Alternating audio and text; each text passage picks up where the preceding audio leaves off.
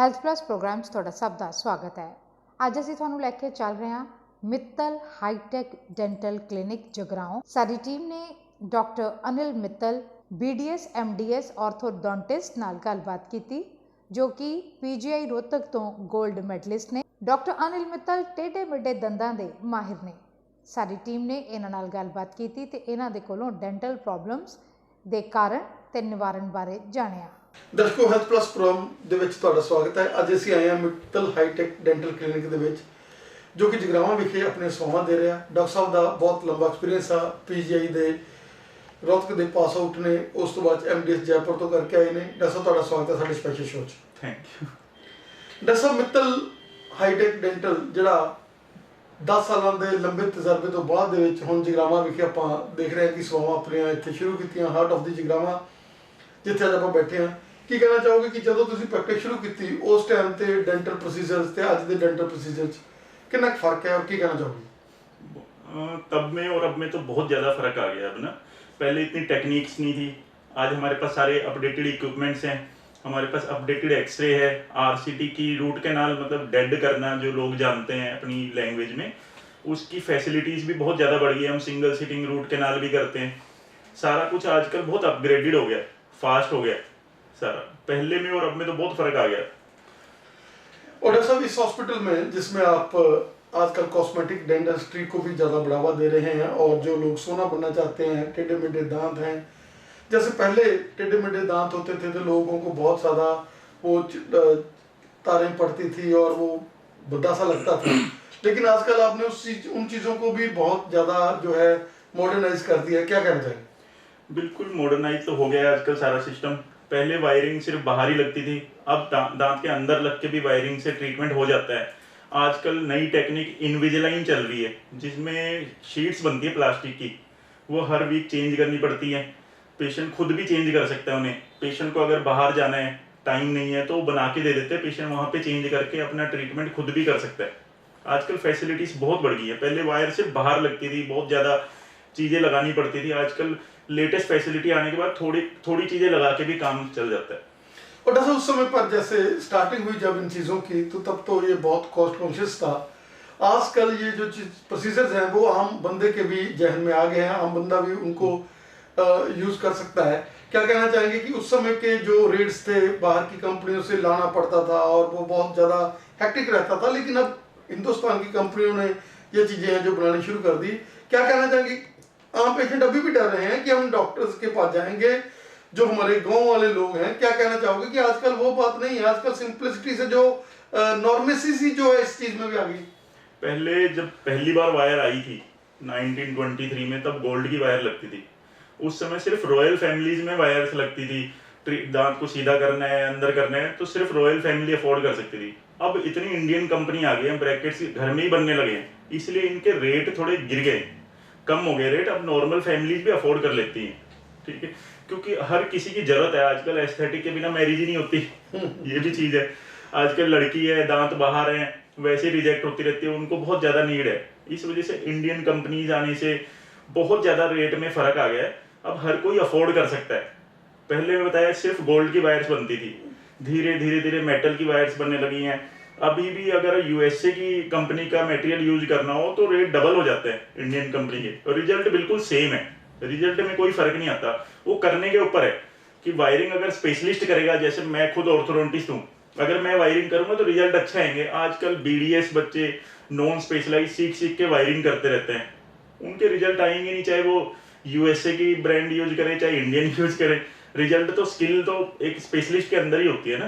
मतलब जो आपके हाथ में गुर है उसके साथ ही, मतलब वो जो चीज़, क्योंकि आपका एक्सपीरियंस बहुत लंबा है, आपने रोहतक में भी सेवाएं आपने दी और उसके बाद जयपुर में जैसे आपने MDS करी है, तो आपने वही चीज़ को फील्ड को करा था, इसलिए मतलब ये चीज़ें आपके लिए ज़्यादा बेटर है, ज़्यादा ईजी है हमारे लिए, क्योंकि स्पेशलिस्ट का फ़र्क पड़ता है। मैंने वायरिंग में स्पेशलाइजेशन की हुई है, तो हमें फ़र्क रहता है इस चीज़ का। डॉक्टर साहब, अगर हम बात करें, पहले जब मैरिज एज होती थी, मैरिज बच्चे जो हैं वो जाते थे ब्यूटी पार्लर्स के पास, लेकिन आजकल आप डेंटिस्ट के पास बहुत ज़्यादा जो है ब्राइडग्रूम आने लगे हैं। क्या कहना चाहेंगे कि बहुत ज़्यादा इस चीज़ के लिए रुझान बन गया कि उनको लगता है कि जैसे पहले दांत पीलापन होता था, कहते थे हड्डी खराब है जी, सही नहीं होनी, ठीक है ना, और टेढ़े मेढ़े थी तो उसके लिए भी काफ़ी लंबे लंबे प्रोसीजर थे। लेकिन आजकल जैसे आप डॉक्टर्स ने बहुत इन चीज़ों को सरल कर दिया है और आपके पास मशीनरी लेटेस्ट आ गई है, क्या कहना चाहिए? एस्थेटिक की डिमांड ज़्यादा करके आजकल मैरिज से पहले बहुत जल्दी आते हैं। ज़्यादातर लोग वायरिंग के लिए भी मैरिज से पहले आते हैं, इतनी जल्दी वायरिंग से रिजल्ट भी नहीं आते, इसलिए उन्हें सोचना चाहिए कि हम 1.5-2 साल पहले मैरिज की एज होने से पहले अपना ट्रीटमेंट करा लें। ये डॉक्टर साहब, स्केलिंग के बारे में क्या कहना चाहेंगे आप? कोई किसी समय पर स्केलिंग के लिए लोगों को ये होता था कि हम लोगों के दांत कमजोर हो जाएंगे, ऐसे हो जाएगा, लेकिन आजकल लोग अवेयर हो चुके हैं। क्या समझे हम, मीडिया का इम्पैक्ट समझे, गूगल्स, यूट्यूब और ये जो नई नॉलेज बढ़ गई है लोगों की। जैसे स्केलिंग से लोगों को लगता है मेरे दांत हिल जाएंगे, अगर हम पूरी जिंदगी स्केलिंग नहीं कराएंगे वो इतना स्टोन जमा हो जाता है ना, टीथ खड़े स्टोन के स्पॉट पे होते हैं, फिर डॉक्टर उसे हटाएगा तो दांत नेचुरली हिलेंगी। इसलिए अपनी हर साल एक बार स्केलिंग करानी चाहिए यंग एज से ही, उससे दांत नहीं हिलते हैं। ये मिथ है। आजकल वैसे लोगों को नॉलेज हो गई कि हमें सफाई करानी चाहिए टीथ की, उससे बेटर रहते हैं उल्टा। जैसा कोई जमाना था जब ये स्केलिंग के लिए भी 3-4 सिटिंग थी, क्या कहना चाहेंगे कि आजकल आप उसको भी एक सिंगल में कर रहे हैं? आजकल सिंगल सिटिंग हो जाती है, आजकल मशीन फास्ट आ गई है, तो सिंगल सिटिंग, स्केलिंग, पॉलिशिंग सब कुछ सिंगल सिटिंग हो जाता है। अगर बहुत ज्यादा हो तो 2 सिटिंग लेते हैं डॉक्टर, कि पहले सफाई की फिर दूसरी सिटिंग में दोबारा सफाई करते हैं ताकि बेटर क्लीनिंग हो।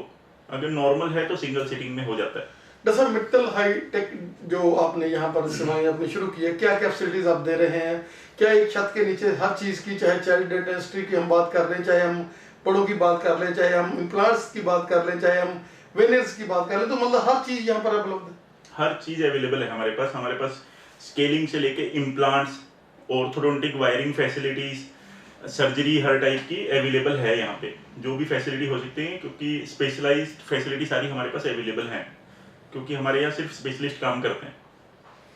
डॉक्टर साहब, क्या कहना चाहेंगे कि आज का जो दौड़ धूप की दुनिया है, जब यहाँ पर लोग जंक फूड्स पे ज़्यादा अटैच हैं और जंक फूड हम अवॉइड भी नहीं कर सकते, क्या कहना चाहेंगे कि इस स्थिति में आप एज ए डेंटिस्ट क्या सलाह देंगे?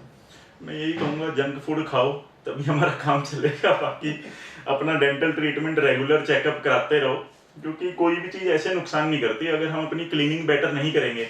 अब बच्चे चॉकलेट खाते ही हैं, छोटे छोटे बच्चों के टीथ खराब होने लगे, वो क्लीनिंग ही नहीं करेंगे, उनके पेरेंट्स उनको सपोर्ट नहीं करेंगे, हेल्प नहीं करेंगे उनकी क्लीनिंग में, उन्हें नहीं सिखाएंगे कि पहले दिन ही ब्रश दे के उन्हें खड़ा कर देंगे, फिर तो केरीज लगनी है।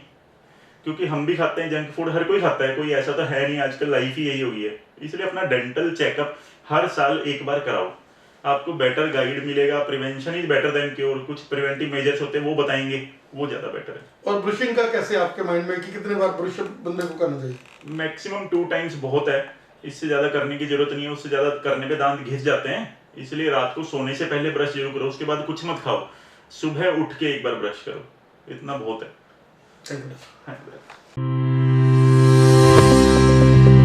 ये हमारी 2 डेंटल चेयर्स हैं, ये सारे लेटेस्ट इक्विपमेंट्स, ए रोटर, स्केलर, सब कुछ इनके अंदर इनबिल्ट है। इसके अंदर गर्म पानी भी आता है चेयर में। ये हमारी एक्सरे मशीन है, बहुत ही लेटेस्ट एक्सरे मशीन है ये हमारे लैपटॉप, इसके अंदर हम डिजिटल एक्सरेज लेते हैं सेंसर से। बाकी हमारा स्टेरिलाइजेशन रूम ऊपर है, हर इंस्ट्रूमेंट हमारा ऑटोक्लेव होता है। हम जो भी इंस्ट्रूमेंट है सारे सील्ड पाउचेस, ऑटोक्लेवल पाउचेस में डाल के ऑटोक्लेव करते हैं इन्हें।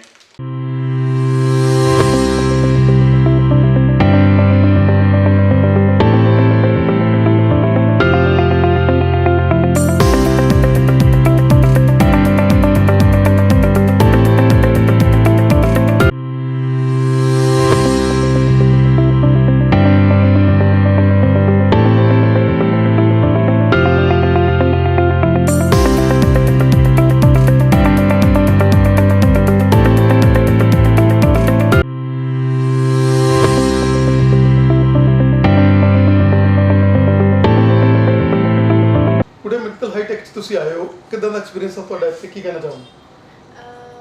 ਓਵਰਆਲ ਐਕਸਪੀਰੀਅੰਸ ਬਹੁਤ ਅੱਛਾ ਹੈ। ਡਾਕਟਰ ਸਾਹਿਬ ਦੀ ਸਰਵਿਸ ਨੂੰ ਜੇ ਦੇਖਿਆ ਜਾਵੇ ਤਾਂ ਉਹਨਾਂ ਦੀ ਡੀਲਿੰਗ ਪਾਵਰ ਜਿਹੜੀ ਹੈਗੀ ਉਹ ਵੀ ਬਹੁਤ ਅੱਛੀ ਆ, ਕਸਟਮਰਸ ਨੂੰ ਬਹੁਤ ਅੱਛੇ ਤਰੀਕੇ ਨਾਲ ਹੈਂਡਲ ਕਰਦੇ ਆ।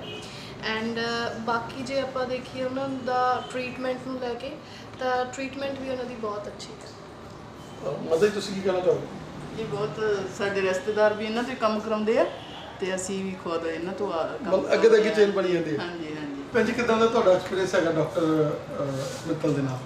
एक्सपीरियंस तो बहुत अच्छा है। मैं 4 महीने पहले किसी कोर पास जाके आई थी, मेरे को वहाँ से वो कुछ भी फर्क नहीं पड़ा। फिर मेरे को किसी ने रेफ़र किया इधर, मैं अब 2 महीने से कर रही हूँ, आगे से कुछ फ़र्क है। मतलब जैसे जो रेफरेंस है तो मतलब आपको लगता है कि रेफरेंस बढ़िया किया गया? हाँ बहुत अच्छी है, डीलिंग भी बहुत अच्छी है इनकी।